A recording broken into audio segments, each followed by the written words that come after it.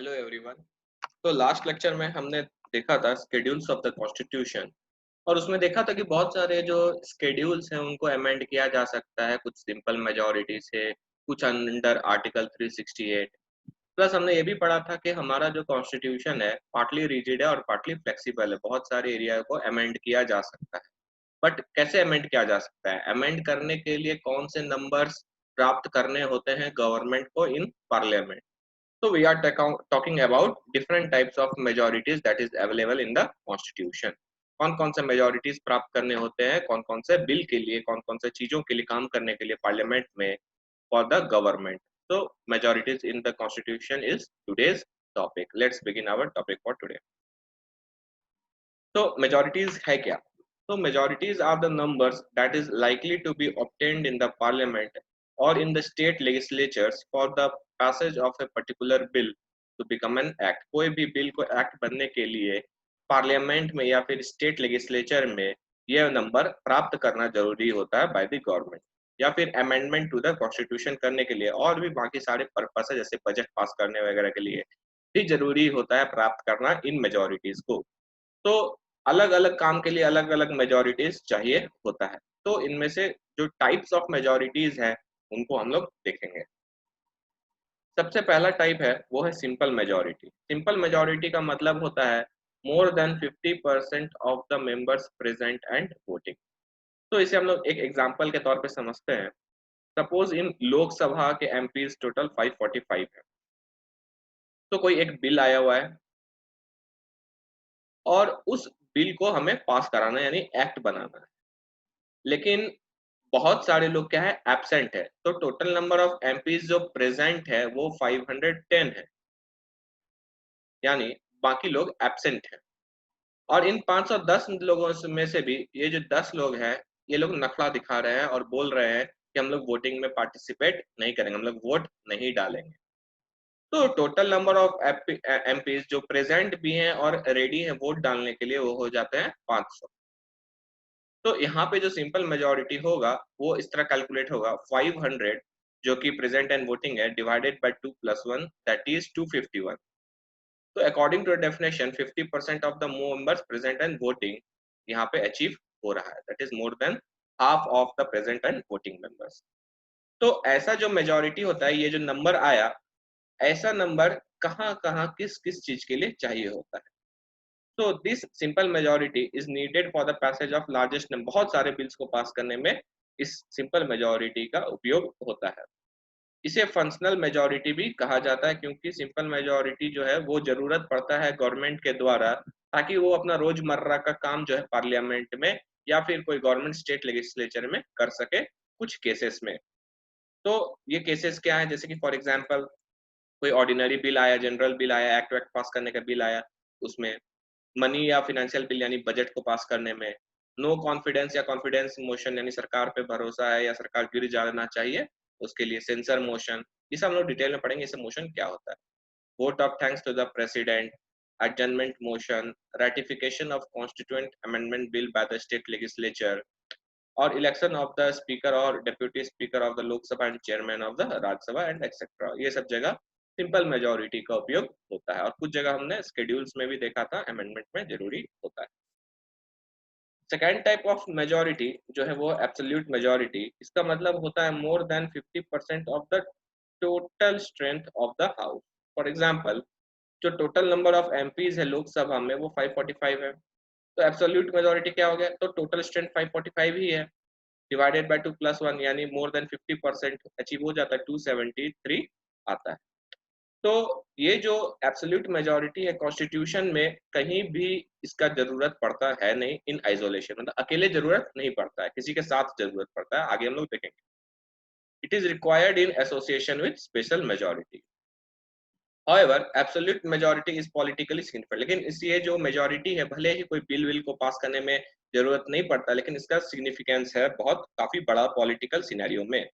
जैसे कि एक पॉलिटिकल पार्टी या फिर कोई एक कोलिशन पार्टी जीत जाती है 273 सीट्स तुम्हारा जनरल इलेक्शन में to the Lok Sabha.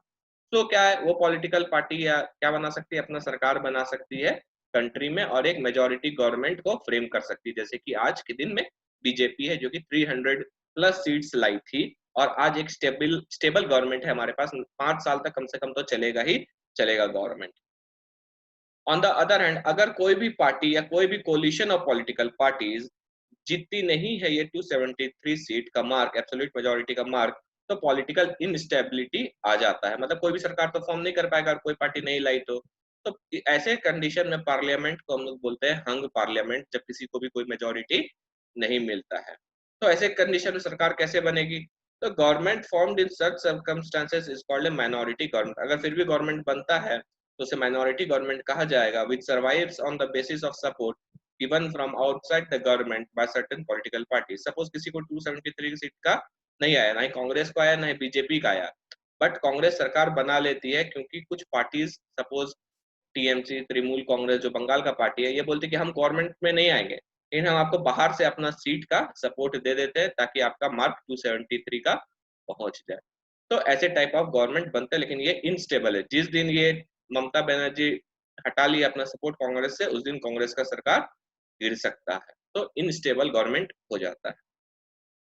Next type of majority is effective majority. Effective majority का मतलब क्या? It means more than 50% of the effective strength of the house. Effective strength का मतलब है total strength of the house excluding the vacancies but not abstention. देखते हैं for example से हम लोग इसको समझेंगे। तो टोटल नंबर ऑफ जो मेंबर ऑफ पार्लियामेंट है, सपोज लोकसभा में 545 है, और जो वैकेंसीज है वो क्रिएट हो गया है 5। मतलब जो 5 लोग हैं या तो उनकी मृत्यु हो गई या तो वो रिजाइन कर दिए, तो टोटल तो इफेक्टिव स्ट्रेंथ 540 ही रहा। तो इफेक्ट भले भले इसमें से 530 ही बोले कि हम वोट करें तो उसको काउंट नहीं होगा, 540 काउंट होगा यहाँ पे। एब्सेंट वाला को या फिर जो बोल दे कि हम वोट नहीं करेंगे, उससे हमको कोई मतलब नहीं, हम लोग 540 काउंट करेंगे, बस हम लोग वैकेंसीज को माइनस कर देते हैं। तो इफेक्टिव स्ट्रेंथ क्या हुआ? 540 डिवाइडेड बाय 2 + 1 यानी 271 का mark, that is more then 50% of the effective strength of the house achieve होता है। तो इस टाइप ऑफ ये जो इफेक्टिव मेजोरिटी है ये कहाँ नीडेड है? Under article 67B। Actually article 67B बोलता है resolution seeking the removal of vice president shall be passed in Rajya Sabha bye effective majority कहता है। तो अगर वाइस प्रेसिडेंट को हमें रिमूव करना है तो राज्यसभा में ये इफेक्टिव मेजोरिटी जरूरी होगा। Resolution seeking the removal of deputy chairman of the Rajya Sabha. अगर डेप्यूटी चेयरमैन जो है वो राज्यसभा का, उसको भी हटाना है तो ये मेजोरिटी हमें लाना होगा। The resolution seeking the removal of speaker or deputy speaker of Lok Sabha and state legislative assemblies, यानी विधानसभा के भी स्पीकर या लोकसभा के स्पीकर या डिप्यूटी स्पीकर को भी हटाना है, उसके लिए रेजोल्यूशन को पास होना चाहिए बाय इफेक्टिव मेजोरिटी। तो the next is special majority. तो स्पेशल मेजोरिटी जो है ये काफी सिंपल है। तो स्पेशल मेजोरिटी किसे कहेंगे? A majority other than simple, absolute and effective majority is called special majority। मतलब कॉन्स्टिट्यूशन में कहीं भी कुछ भी बोल दे कि हाँ ये मेजोरिटी चाहिए, और वो मेजोरिटी जो नंबर है वो ना ही सिंपल है, ना ही एब्सोल्यूट है, ना ही इफेक्टिव है, तो उसे स्पेशल मेजोरिटी कह दिया जाएगा। तो फिर कॉन्स्टिट्यूशन में स्पेशल मेजोरिटी कुछ प्रकार के कुछ आर्टिकल्स के अंदर दिया गया है। जैसे कि पहला है majorities as under article 249, that is not less than 2/3 of present and voting।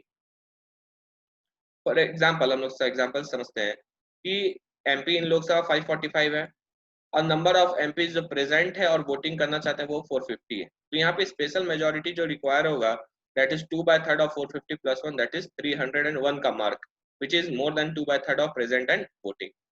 तो ये जो नंबर है 301 का पार्लियामेंट में अचीव होना चाहिए अंडर आर्टिकल 249। 249 बोलता है to the power of parliament to legislate with respect to a matter in the state list in the national interest. तो हमने कल पढ़ा था यूनियन लिस्ट, स्टेट लिस्ट और कंकरेंट लिस्ट शेड्यूल्स में। तो हमें पता था स्टेट में कुछ सब्जेक्ट्स है, यूनियन में कुछ सब्जेक्ट्स है और कंकरेंट लिस्ट में कुछ सब्जेक्ट्स है। तो ऐसा क्या पॉसिबल है कि जो हमारे यूनियन है वो स्टेट के लिस्ट में कोई सब्जेक्ट है, कोई टॉपिक है, उसके ऊपर लॉ बना दे? हाँ, ये पॉसिबल है, और वो करने के लिए ये स्पेशल मेजोरिटी अंडर आर्टिकल 249 जरूरी है। इसीलिए बोला जाता है article 249 power of parliament to legislate with respect to a matter in the state list in national interest. तो यूनियन अगर चाहे कोई नेशनल इंटरेस्ट में बना सकता है लॉ ऑफ स्टेट सब्जेक्ट, भले वो नाम स्टेट को बनाना है लॉ, लेकिन यूनियन भी बना सकता है अगर नेशनल इंटरेस्ट में है तो, और पास करने के लिए चाहिए होगा 301 का mark.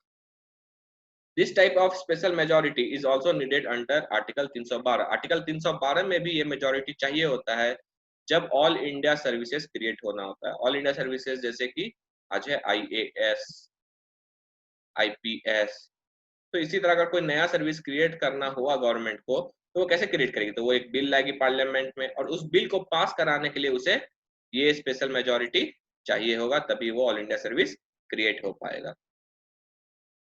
Next is majority as under article 368, that is not less than 2/3 of present and voting and majority of total membership of the house। तो यहाँ पे दो रिक्वायरमेंट है, पहला कि not less than 2/3 of present and voting, ये requirement fulfil होना चाहिए, और दूसरा कि majority of total membership of the house यानी एब्सोल्यूट मेजोरिटी भी फुलफिल होना चाहिए। एग्जांपल से समझते हैं कि total number of MPs in Lok Sabha suppose 545 है, और नंबर ऑफ एमपीज जो प्रेजेंट एंड वोटिंग है वो सपोज 530 है। तो यहाँ पे स्पेशल मेजोरिटी अंडर आर्टिकल 368 बोलता है कि 2/3 ऑफ 530 ये वाला प्रेजेंट एंड वोटिंग, और हाफ यानी 50% of total strength of the house यानी 354 का मार्क और 273 का मार्क दोनों अचीव होना चाहिए। कोई भी अगर काम करना अंडर आर्टिकल 368 कुछ भी अमेंड करना है, मतलब अगर मान लो 273 का मार्क अचीव हो गया लेकिन 354 का मार्क अचीव नहीं होता है बाय द गवर्नमेंट, तो बिल पास नहीं होगा। तो दोनों बिल पास होना चाहिए, दोनों क्राइटेरिया फुलफिल होना चाहिए। तो ऐसा मेजोरिटी जहाँ पे ऐसा नंबर चाहिए होगा, इस टाइप ऑफ मेजोरिटी चाहिए होता है, वो कहाँ कहाँ यूज होगा? पहला कि कॉन्स्टिट्यूएंट अमेंडमेंट बिल, मतलब अगर कॉन्स्टिट्यूशन में हमें चेंज करना है तो ऐसा बिल लाना पड़ेगा। अगर कोई बिल आया बोला कि नहीं अब हम कॉन्स्टिट्यूशन में ये चेंज करना चाहते हैं, तो उसे ये स्पेशल मेजोरिटी का नंबर अचीव करना होगा। A resolution seeking the approval of both the houses of parliament for the continuation of national emergency under article 352। Article 352 हमें नेशनल इमरजेंसी लागू करने का पावर देता है कॉन्स्टिट्यूशन, और इस नेशनल इमरजेंसी को अगर कंटिन्यू रखना है तो फिर गवर्नमेंट को ये स्पेशल मेजोरिटी चाहिए होगा। A resolution seeking removal of judges of Supreme Court or a judge of a High Court। अगर जज of supreme court high court को हटाना है तो उसके लिए भी गवर्नमेंट को क्या करना होगा? पार्लियामेंट में बिल लाना होगा और इस मेजोरिटी से पास कराना होगा, तभी वो हटे पाएंगे अपने पोस्ट से।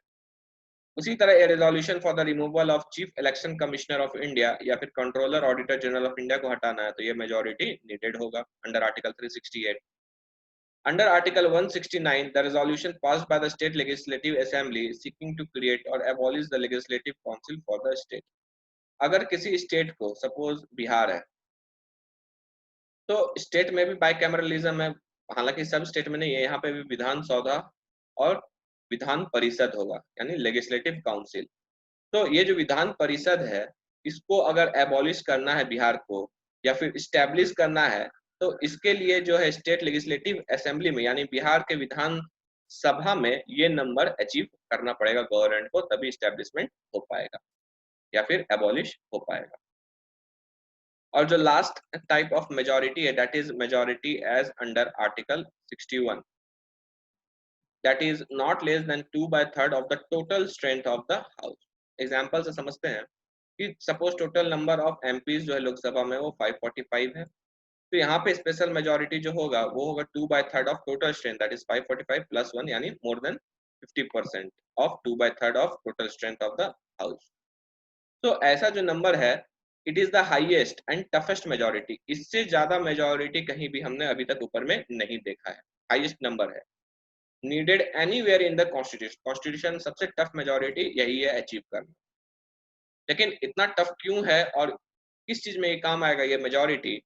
That is needed for the passage of resolution seeking the impeachment of the president. अगर प्रेसिडेंट को आपको इम्पीच करना है, हटाना है, तो आपको ये नंबर लाना जरूरी है। And shall be passed by both the houses of the parliament. और ये नंबर सिर्फ लोकसभा में ही नहीं राज्यसभा में भी लाके आपको पास कराना होगा, और तभी जाके आप प्रेसिडेंट को इम्पीच कर सकते हो, हटा सकते हो, और ये प्रावधान है आर्टिकल नंबर 61 में। So this was all about the majorities in the constitution। कोई डाउट हो मेजोरिटीज में, so you can comment here, otherwise thank you for watching my lecture.